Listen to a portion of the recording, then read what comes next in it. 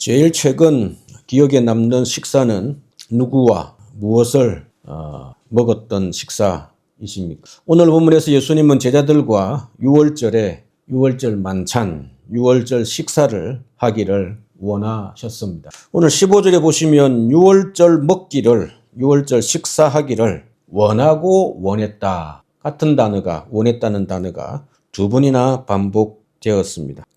얼마나 간절히 원하셨길래 원했다는 단어를 두 번이나 반복했을까 싶어서 실제 본문에도 원하고 원했다라는 구절이 있는가 확인을 해보았습니다. 원했다는 단어가 두 번이나 반복되었습니다. 그러니까 예수님께서 이 6월절 제자들과 함께하는 식사를 간절히 원했다. 식사 함께 하면 충분히 배부를 수 있겠죠. 그런데 이 6월절 식사를 간절히 원했다라는 것을 보여줍니다. 도대체 이 6월절 식사에서 무엇을 하고 싶으셨길래 간절히 원하고 원하셨던 것일까요? 단순히 한 끼 식사를 위한 기다림이 아니었을 것입니다. 이 6월절 식사 다음 날 예수님은 십자가에 달려 죽으시고 3일 뒤에 부활하실 것입니다. 그래서 예수님은 이제부터는 제자들과 지금까지 함께 했던 방식으로 함께 식사하며 함께 잠자며 함께 사역하며 24시간 똑같이 움직이며 생활하실 수가 없습니다. 그래서 자신의 죽음과 부활 이후에 제자들이 흩어지지 않고 제대로 사명을 감당할 수 있도록 특별한 당부를 하고 싶으셨습니다. 그래서 마지막 6월절 식사를 하시며 제자들에게 이런저런 메시지를 전하셨습니다. 누가복음도 조금 자세하게 기록이 되어 있고 요한복음은 3장에 걸쳐 13, 14, 15, 16, 4장에 걸쳐 자세하게 기록이 되어 있습니다. 그래서 이 식사의 시간을 간절히 원했습니다. 예수님께서 간절히 말하고 싶었던 제자들에게 당부하고 싶었던 메시지 3가지 이유는 무엇일까요? 첫째로 6월절 식사를 통해 예수님은 자기 죽음의 의미를 제자들에게 자세히 알려주시려 했습니다. 6월절은 이스라엘에게 독립기념일과 같은 날입니다. 예수님 당시로부터 약 1500년 전에 이스라엘이 12지파가 있었는데 이집트의 노예로 잡혀 있었습니다. 그런데 우리가 잘 아는 모세가 지도자가 되어 이집트를 출애굽합니다. 이걸 우리가 출애굽이라고 하고 이것을 기록한 성경을 출애굽기라고 하죠. 6월절이 바로 이스라엘이 출애굽할 때 있었던 절기, 마지막 출애굽 때 출애굽을 시작한 하루 전날 밤에 있었던 절기, 그때부터 절기 생긴 것이 아니라 그 날을 기념하며 그 이후에 이런 절기가 생겼습니다. 출애굽할 때 모세를 통해 이집트에 10가지 재앙이 있었는데 마지막 10번째 재앙이 이집트 집에 있는 첫 번째 아들 장자들을 죽이는 재앙입니다. 하나님의 천사가 이집트에 내려와서 이집트인들의 모든 집의 장자를 죽이기 위해 내려왔습니다. 하나님은 이 집이 이집트인의 집인지 이스라엘 사람들의 집인지를 구분하기 위해 한 가지 표식을 집 대문 기둥에 하도록 하셨습니다. 어린 양을 잡고 그 피를 이스라엘 사람들 집 대문 기둥에 바르게 하셨습니다. 그 대문 기둥에 이스라엘 어린 양의 피가 묻어 있으면 천사가 넘어갔기 때문에 패스오브, 그 집을 넘어갔기 때문에 6월이라는 단어가 바로 건너갈 월 이렇게 해서 넘고 건너갔다라는 절기 6월절입니다. 영어로는 패스오브, 더 패스오브 또는 해피 패스오브 이렇게 설명을 합니다. 그리고 이때부터 이스라엘은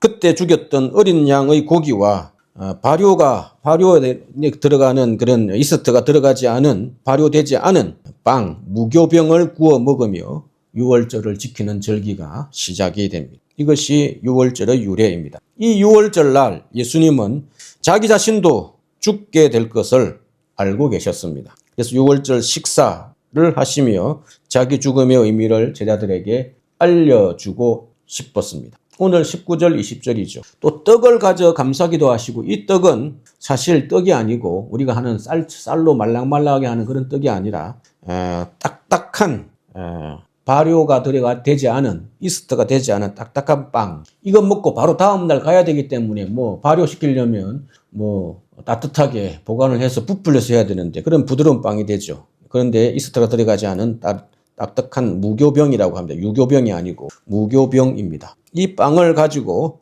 제자들에게 주면서 이것은 너희를 위해 주는 내 몸이다 라고 말씀하시고, 식사를 다 마치신 이후에 포도주 잔을 들어 이 잔은 자신의 피로, 내 피로 세우는 새로운 언약의 피다 이렇게 말씀하시며 이것을 나중에 기념하라 라고 말씀하셨습니다. 이것이 교회의 시작, 교회마다 드리는 성찬식, 떡을 나누고 포도주를 나누는 성찬식의 유래입니다. 예수님의 죽음을 기념하는 성찬식의 유래가 됩니다. 그리고 오늘 이 사건이 성찬식의 첫 번째 성찬식이 되는 것이죠.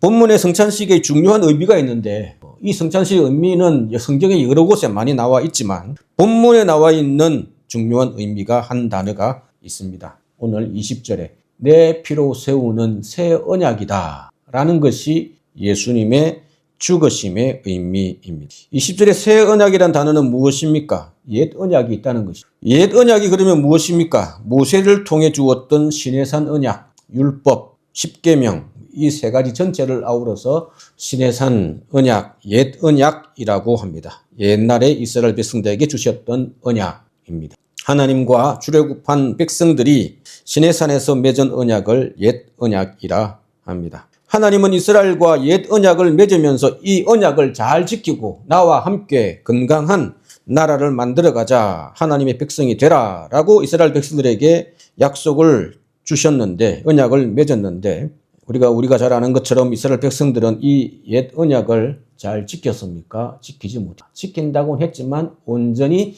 지키지 못했습니다. 이것이 구약 성경에 잘 기록이 되어 있습니다. 이스라엘의 역사에.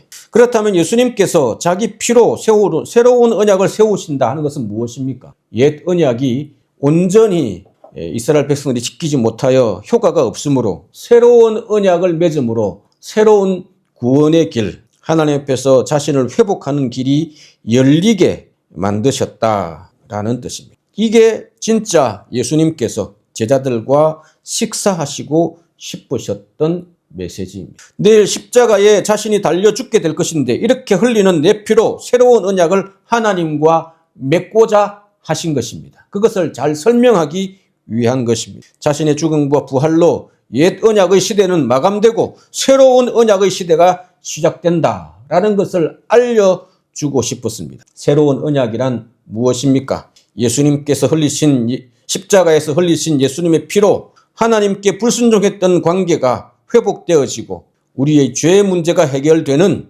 예수님을 믿을 때 우리의 죄 문제가 해결되는 새로운 언약의 시대가, 믿음의 시대가, 은혜의 시대가 시작되었다 하는 것을 보여주는 사건입니다. 이 새 언약을 믿을 때 우리 또한, 오늘을 살아가는 우리 또한 새로운 하나님의 백성이 될 수 있다라는 뜻입니다. 이것이 유월절 식사를 통해 예수님께서 제자들에게 알려주고 싶었던 첫 번째 교훈, 자기 죽음의 의미. 내 죽음은 새로운 언약을 맺는 체결하는 예식이다 라고 알려주신 것입니다. 다가오는 부활절날 예수님께서 말씀하셨던 이 성찬식을 거행하며 우리를 위해 죽으신 예수님의 죽음과 부활과 새로운 백성 된 것을 우리는 성찬식을 행하며 기념하게 될 것입니다. 예수님의 죽음과 부활의 의미를 참되게 기억하고 되새기는 그런 고난주간과 부활절 기간 되시기를 간절히 소망합니다. 두 번째로 예수님은 왜 이렇게 유월절 식사를 굳이 하시려 했을까요? 제자 공동체가 지켜야 할 가치가 무엇인지, 이제 자신이 떠나고 나니까 어떻게 공동체를 세워야 한단다라는 것을 알려주시려 했기 때문입니다. 예수님께서 이처럼 자기의 죽음의 의미를 제자들에게 알려주고 있을 때 제자들은 서로 누가 크냐, 내가 1등이냐, 누가 1등이냐, 누가 최고냐 하는 문제로 큰 다툼이 일어났습니다. 참 철없는 제자들이죠. 오늘 24절입니다. 이 구절은 제자들의 수준을 그대로 보여줍니다. 내일이면 예수님께서 잡혀 죽임을 당할 예정인데 제자들은 그것도 모르고 누가 크냐 하는 문제로 다툼이 일어났습니다. 참 한심스러운 제자들입니다. 그러나 이게 제자들만의 문제가 아님을 우리는 우리 자신을 잘 압니다. 우리 또한 우리와 우리 가정의 이익을 추구하려는 그것 때문에 아웅다웅 살고 있는 우리의 모습과 비슷하지 않습니까? 이런 제자들에게 예수님은 중요한 공동체의 가치, 내가 떠나더라도 너희는 잊지 말고 이런 공동체를 세워야 한단다 라고 말씀합니다. 예수께서 이르시되 이방인들의 임금들은 그들을 주관하고 그 집권자들은 은인이라 칭함을 받으나 뭔가 조금 설명이 필요합니다. 이 땅의 리더십과 제자 공동체 리더십을 비교하며 말씀하십니다. 이 땅의 리더들은 어떻습니까? 따르는 사람들을 자기 마음대로 주장합니다. 황제들이, 임금들이 그들을 따르는 사람들을, 팔로우들을, 신하들을, 백성들을 마음대로 주관합니다. 백성들은 왕의 명령에 절대 순종해야 합니다. 그래서 그 집권자들, 임금들은, 리더들은 은혜를 베푼다. 너희들에게 은일이다.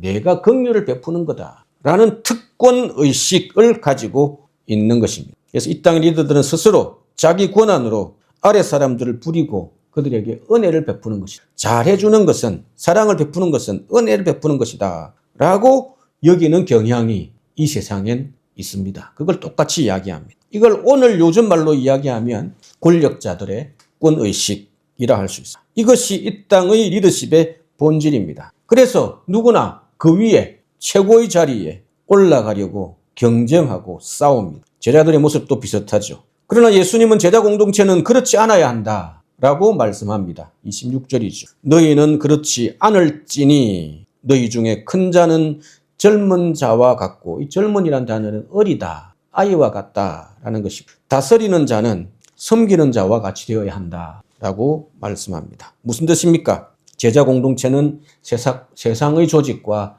달라야 한다. 스스로 자신을 아이와 같이 낮추는 자들이어야 하고, 스스로 주관하려고 하는 것이 아니라, 행사하려고 하는 것이 아니라 섬기는 자이을 줄 알아야 한다라고 제자 공동체의 독특한 리더십 또는 속성을 말씀합니다. 이게 무슨 뜻인지 우리는 말 그대로 잘 압니다. 그러나 예수님의 가르침대로 교회 공동체를 세워가는 것은 참 쉬운 일이 아닙니다. 착한 목회자로 성도들에게 자신을 낮추면 그 목회자의 말을 가볍게 여기고 우습게 보는 것을 많이 경험합니다. 현실이 그렇다고 예수님의 가르침과 반대로 세상 단체들처럼 조직체처럼 권위적으로 성도들을 누를 수는 없습니다. 이렇게 교회 공동체의 리더십을 어떻게 다루느냐 하는 문제가 교회 정치라는 말로 목회학에 있습니다. 예수님은 섬기는 리더십을 가르치셨지만 이걸 교회에 적용하는 데는 지혜가 필요합니다. 교회를 어떻게 다스리느냐, 운영하느냐라는 것을 교회 정치라고 하고요. 양쪽 견해가 있습니다. 감독교회, 권위적이고 가톨릭처럼, 영국 국교회처럼 조금 엄격하게 계층을 중시하고 직분을 아주 중시하고 하는 그런 감독적 교회가 있고요. 그 다음에 회중교회, 모든 교회 성도님들은 직분자도 없이 다 평등하다. 우리 가톨릭으로부터 그냥 교황으로부터 엄청난 압력을 많이 받았는데 절대 그렇지 않다. 모든 신자들이 다 하느님 앞에서 다 제사장이지 않느냐. 다 평등하다. 장로, 집사, 권사, 목사 다 직분을 폐기하고 형제자매라고 부르자라고 이야기하는 양극단이 있습니다. 먼저 섬겨야 한다고 해서 직분 자체를 예수님께서 부정하지 않으셨어요. 사도들의 직분, 그리고 또 초대교회가 집사들을 세우고 감독을 세우고 장로들을 세우고 했던 것을 우리는 잘 압니다. 성경에 잘 등장합니다. 그렇다면 목사와 장로, 권사와 집사 같은 직분의 권위는 인정하지만 권위적이지 않고 스스로를 낮추어 섬기는 공동체를 세우게 하신 것이 사실 예수님의 입장, 교회의 입장, 성경의 가르침입니다. 이 가르침을 따라 한국 개신교회는 목사와 장로, 권사와 집사 같은 직분을 인정했습니다. 그러다 보니 어떤 때는 마치 직분이 계급처럼 권위적으로 많이 변질되었습니다. 그래서 막 교회에서 막 엄청난 권위로 어떤 분들이 그렇게 행동을 하죠. 그래서 반대로 이런 교회가 썩은 모습을 보니 그럴 수가 없다. 그대로 둘 수 없다. 모든 직분을 인정하지 말자. 평신도 교회가, 회중교회가 등장합니다.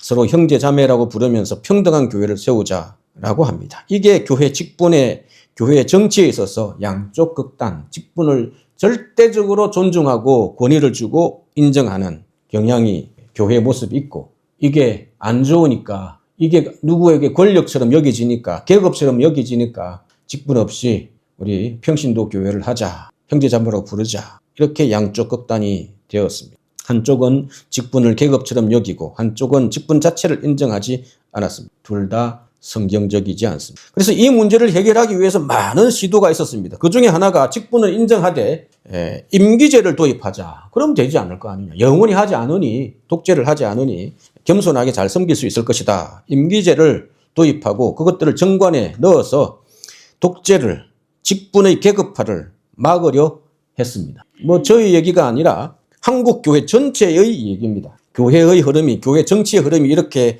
이어져 왔습니다. 그러나 임기제와 정관으로 교회의 직분의 균형을 유지하려고 했지만 교회 공동체의 리더십의 혼란은 흔히 쉽게 사라지지 않았습니다. 임기제와 정관의 취지를 잘 이해하지 못하고 있는 어떤 사람들이, 힘 있는 사람들이 자기가 하고 싶은 대로 교회를 얼마든지 좌지우지할 수 있기 때문입니다. 목회자가 그렇게 할 수도 있고 장로가 그렇게 할 수도 있고 평신도가 그렇게 할 수 있습니다. 이게 한국 교회의 지난 반세기의 교회 정치의 개혁의 몸부림입니다. 현실입니다. 마치 죽음을 준비하는 예수님 옆에서 누가 크냐며 다투는 제자들의 모습과 비슷하지 않습니다. 이런 모습을 반성하며 저는 한 가지 중요한 사실을 깨달았습니다. 교회 정치의 문제, 교회를 어떻게 운영하고 다스릴 것이냐 하는 문제는 정관이나 임기제와 같은 제도의 문제가 사실 아니구나 하는 것을 깨달았습니다. 제도는 최소한의 기준입니다. 우리가 넘어서지 않도록 우리를 지켜줄 수 있는 최소한의 기준이고 결국 어떤 사람이 어떤 제도를 운영하느냐라는 문제입니다. 오늘 예수님의 말씀처럼 누가 크냐, 누가 힘이 있냐가 아니라 스스로 자신을 아이와 같이 낮출 줄 아느냐, 어느 제도든지 상관없습니다. 임기제를 하든지 안 하든지 상관이 없습니다. 스스로 자신을 아이와 같이 낮추고 직분자이지만 권위가 있지만 스스로를 낮추어 섬기는 마음으로 사역을 한다면 문제가 될 수 없기 때문입니다. 우리가 어떤 교회 공동체를 세우는가 하는 것은 제도가 아니라 우리의 수준과 됨됨이에 달려 우리가 성경적 가치를 존중하고 서로를 낮출 줄 아느냐. 어느 제도든지 정관이 있든지 없든지 부정하지는 않습니다. 필요합니다. 그것 자체가 중요하지 않아요. 진짜 중요한 것은 그것을 잘 지킬 참된 성경적인 마인드가 있느냐 하는 것입니다. 목사와 장로, 권사와 집사의 직분을 인정하지만 직분의 권위를 함부로 내세우지 않고 서로 섬기며 서로 자신을 낮춤으로 예수님께서 세우고자 하셨던 제자 공동체를 마드리드 이 땅에 함께 세워가는 우리 모두가 되시기를 간절히 소망합니다. 세 번째로 예수님은 제자들에게 무엇을 말씀하고 싶었습니까? 실패한 자에게도 회개의 기회와 사명이 있음을 알려주시려 했습니다. 예수님은 베드로의 실패를 예상하셨습니다. 그래서 34절에 오늘 닭 울기 전에 세 번 나를 모른다 부인할 것이다 라는 것을 미리 알려주시기도 했습니다. 그러나 베드로는 예수님의 충고를 하나도 귀담아 듣지 않았습니다. 오히려 주님, 저도 주님과 같이 감옥에도 가고 죽을 각오가 되어 있습니다 라고 호언장담합니다. 그러나 예수님은 베드로의 실패를 예상하시고 베드로를 위해 이렇게 기도하셨습니다. 내가 너를 위해서 내 믿음이 떨어지지 않기를 기도하였노니 너는 돌이킨 내 형제를 굳게 하라. 이 예수님의 기도로 베드로는 회개할 기회를 얻게 되었고 이 말씀을 기억하고 그렇게 했겠죠. 형제들의 믿음을 굳게 할 사명이 있음을 다시 깨닫게 하셨습니다. 베드로의 회개를 한번 볼까요? 뒤에 나옵니다. 12장 61, 62절입니다. 주께서 돌이켜 베드로를 보시니 그때 닭이 울었겠죠. 베드로가 주의 말씀 곧 오늘 닭 울기 전에 내가 세 번 나를 부인하니라 하심이 생각나서 밖에 나가 심히 통곡하니. 베드로가 주님이 그 말씀하셨다는 것을 예수님의 눈, 시선을 보고 얼마나 가슴이 철렁 내려앉으며 이런 생각을 했겠습니까? 닭이 울기 전에 나를 세 번 모른다고 부인할 것이다. 내가 너의 믿음이 떨어지지 않도록 기도하였으니 너는 회개한 후에 돌이킨 후 형제들을 굳게 하는 사명에 최선을 다하라 라는 말씀을 기억했을 것입니다.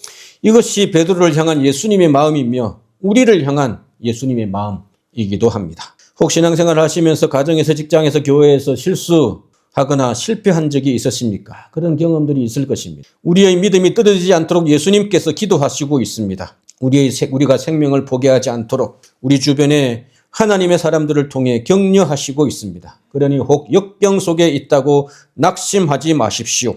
우리의 잘못을 깨닫고 돌이킨 후에 회개할 것, 반성할 것을 확실하게 돌이킨 이후에 우리에게 주신 사명을 새롭게 깨닫고 붙들 수 있는 우리이기를 소망합니다. 이처럼 새로운 사명은 우리의 실수와 실패 위에서 시작됩니다. 그렇기 때문에 실수하라. 그렇기 때문에 실패해도 된다. 라는 말씀이 아닙니다. 우리가 최선을 다해 살지만 우리의 의도와 다르게 실수하고 실패했을 때 넘어져 포기하지 않고 주님께서 내미는 손을 우리가 붙잡아라 라는 말씀입니다. 우리를 위해 기도하시는 예수님을 우리가 실패한 순간에서 만나게만 한다면 우리는 바로 여기에서 새로운 사명을 얻을 수 있게 될 것입니다. 그러니 부활하여 살아계신 예수님을 만나십시오. 그러니 우리를 위해 기도하고 계시는 예수님의 손을 붙드십시오. 물론 보이지 않는 예수님 어떻게 만날 수 있는지, 2000년 전에 부활하신 예수님은 지금 예수님을 지금 어떻게 믿을 수 있는지 사실 참 설명하기가 쉽지 않습니다. 보이지 않는 것을 믿으십시오. 보이지 않는 예수님을 체험하십시오. 어떻게 쉽게 그렇게 말씀드릴 수 있을지 모르겠습니다. 그러나 살아계신 예수님은 말씀을 통해 자신을 만날 수 있다고, 우리를 만나 주시겠다고 약속하셨습니다. 보이지 않는 예수님을 볼 수 있단다. 부활하신 예수님께서 도마에게 이렇게 하셨습니다. 보지도 않고도 도마에게 말씀하신 것처럼 너는 나를 본고로 믿느냐? 보지 않고도 믿는 자들은 복이 있다. 이것이 바로 믿음이란다 라고 우리에게 말씀하십니다. 그러니 성경을 읽을 때, 설교 메시지를 들을 때, 다른 사람의 도움의 손길들을 경험할 때 마음에 감동이 있다면 보이지 않는 예수님께서 우리의 마음을 두드리시고 우리에게 보이는 형제들을 통하여 손 내미셨다는 사실을 확신하시기를 소망합니다. 말씀을 마무리하려고 합니다. 오늘 우리는 예수님께서 그토록 간절히 원하셨던 마지막 식탁의 의미를 살펴보았습니다. 예수님은 유월절 식사를 새롭게 하시며 자신의 십자가 죽음을 희생제물 삼아 하나님과 우리 사이에 새 언약을 맺어주셨습니다. 나를 믿는 자는 죽어도 살겠고 죽지 않고 나를 믿는 자는 영원히 살 것이다 라는 새 언약을 맺으셨습니다. 이제 새 언약의 백성된 우리에게 교회 공동체를 건강하게 세워갈 책임과 사명이 있음을 예수님은 다시 일깨워 주십니다. 우리는 실패할 수 있지만 우리를 포기하지 않으시는 예수님으로 인해 새로운 사명자로 세움을 받게 되었습니다. 예수님께서 세우고자 하셨던 제자 공동체는 어떤 공동체입니까? 목사라서 직분자라서 대접받고 권위를 내세우는 곳이 아니라 예수님처럼 수건을 허리에 두르고 서로의 발을 씻겨 주어야 하는 공동체입니다. 너희가 이렇게 서로 사랑하면 이로써 모든 사람이 너희가 내 제자인 줄 알리라 하신 말씀을 기억합시다. 우리가 서로를 향해 자신을 낮추고 섬길 때, 사랑할 때 세상은 우리를 통해 살아계신 예수님을 보게 될 것입니다. 우리가 서로 사랑할 때 우리 공동체 안에 부활하신 주님의 영광이 가득하기를 주의 이름으로 간절히 소망합니다.